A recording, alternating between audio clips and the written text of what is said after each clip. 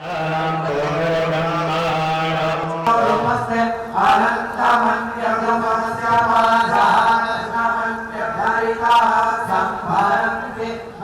माँ इंद्राक्षी जय अम्बे। इंद्राक्षी धाम में सभी साधकों का हम हार्दिक स्वागत करते हैं। इस अंक में हम चर्चा कर रहे हैं जो विशेष भगवती गायत्री की साधना सभी साधक करने वाले हैं वो किस प्रकार से की जाएगी और किस प्रकार से उसके लिए हमें कैसे भगवती का ध्यान करना है, कैसे सूक्ष्म रीति से हमें पूजन करना है और साथ ही हमें कितनी मालाओं का जप करना है। तो आइए जगत जननी जगदम्बा भगवती गायत्री, भगवती सावित्री का, साथ ही परम पूज्य गुरुदेव का ध्यान करते हुए आज का ये कार्यक्रम प्रारंभ किया जाए। तो बहुत खुशी की बात है और उससे भी ज़्यादा बड़ी बात यह है कि जगत जननी चाहती हैं कि हम उनके श्री चरणों में बैठ कर के विशेष रूप से गायत्री मंत्र का जाप करें। कहते हैं ना कि भगवान की इच्छा होती है तभी सारे शुभ कार्य संपन्न हो पाते हैं।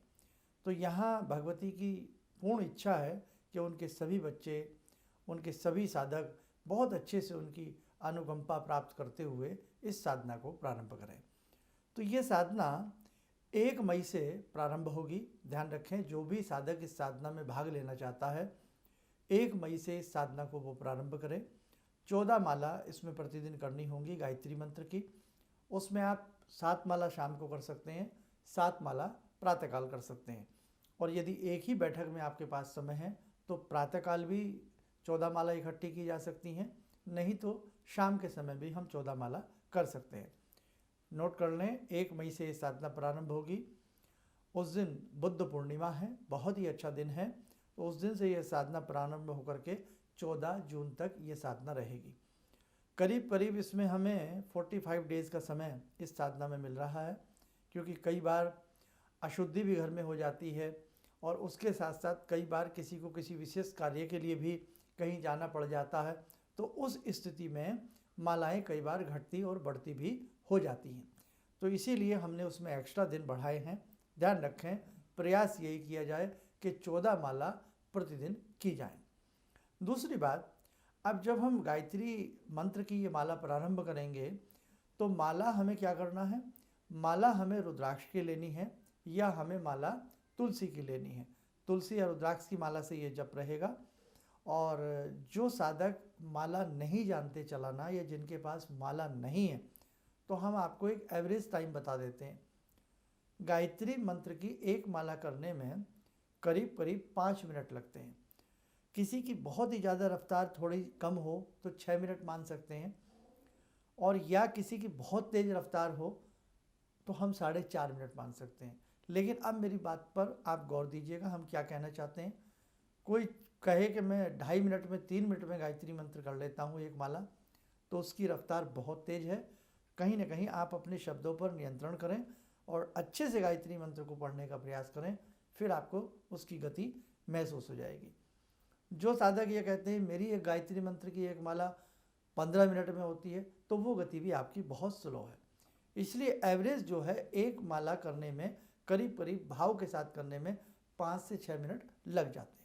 ठीक है, तो इतना आपको समय ध्यान रखना है। अब 5 मिनट के हिसाब से आप 14 मालाओं के साथ गुणा भाग कर लें, तो उस हिसाब से जितना समय माला करने में लगता है उतना समय आप दीजिएगा।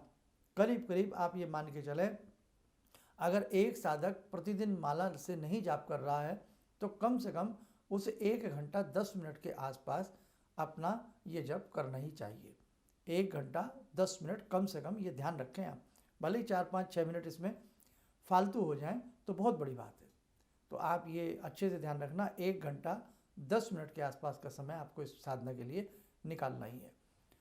अपने जीवन के लिए और जीवन में कुछ विशेष पाने के लिए हमें इस प्रकार के विशेष अनुष्ठानों से जुड़ना पड़ता है।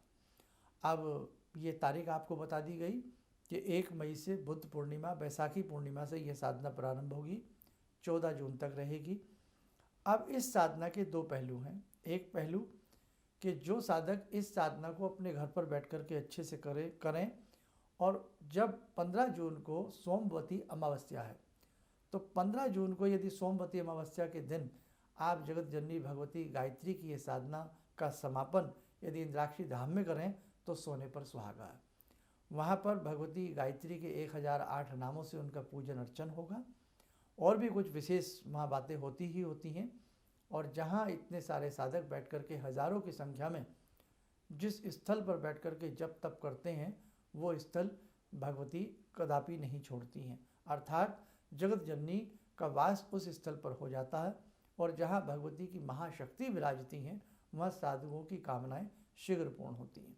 इसलिए ध्यान रखना, आप यदि इस साधना का समापन इंद्राक्षी धाम में आकर के करना चाहते हैं तो बहुत अच्छी बात है।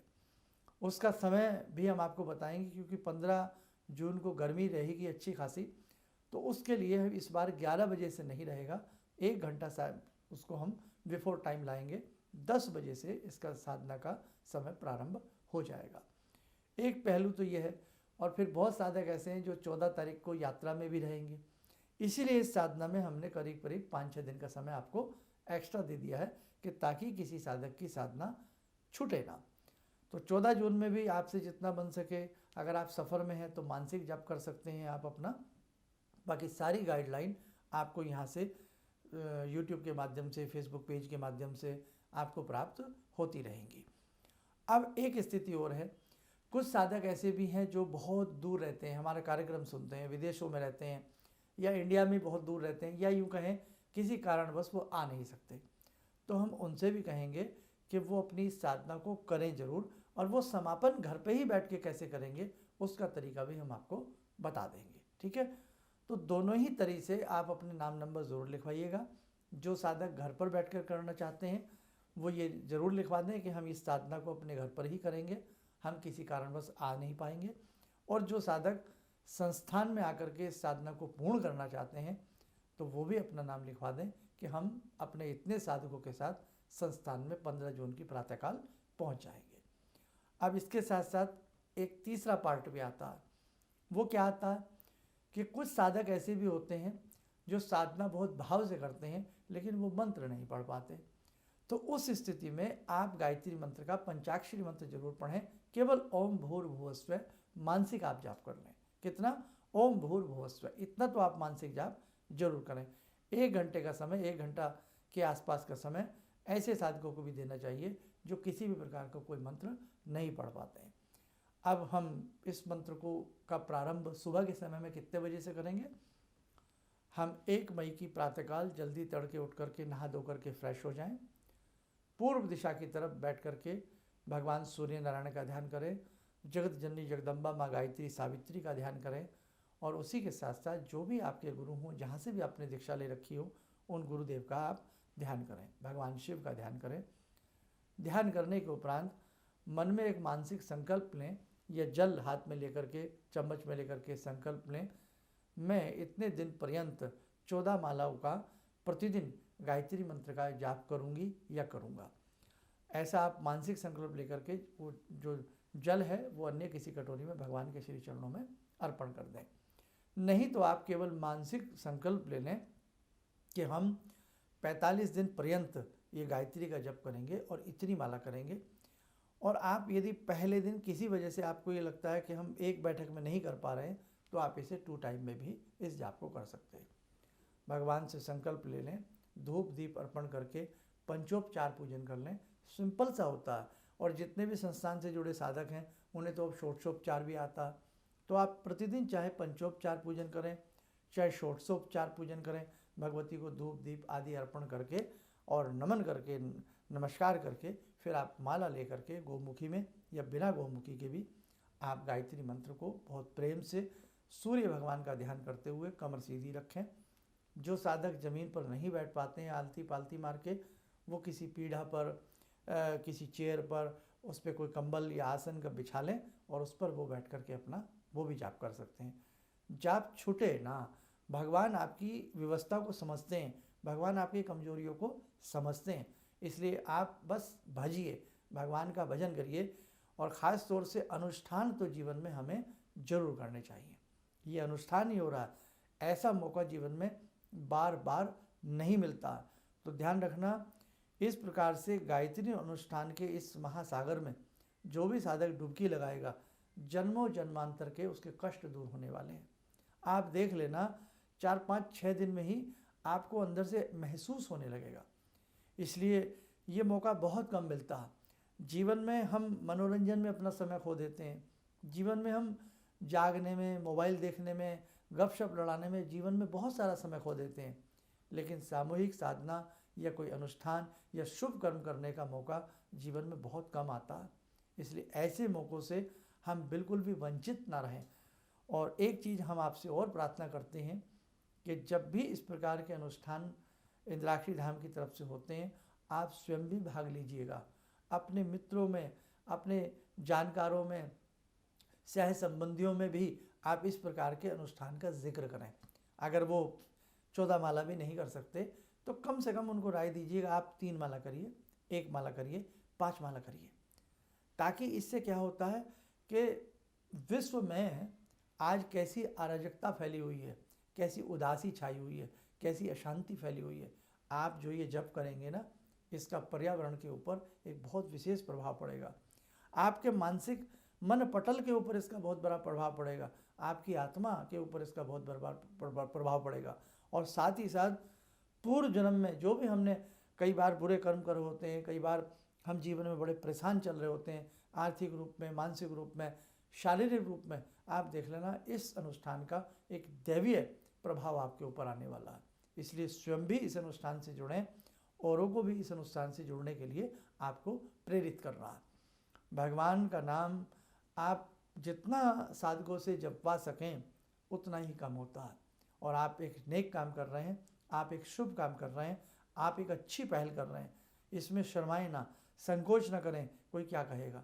आप किसी को गलत राय नहीं दे रहे हैं। इसलिए ध्यान रखना, अच्छी राय हमेशा अपने सगे संबंधियों को, अपने निजी जनों को जरूर देनी चाहिए। उस मशवरे को, उस राय को मानना ना मानना वो उनका अपना मन होता है। तो इसमें हम ये भी चाहेंगे अधिक से अधिक संख्या में आप इसमें साधकों को जोड़िएगा। आप देख लेना, आगामी इस साधना के परिणाम बड़े अच्छे होने वाले हैं। ये साधना सुदूर तक जाएगी।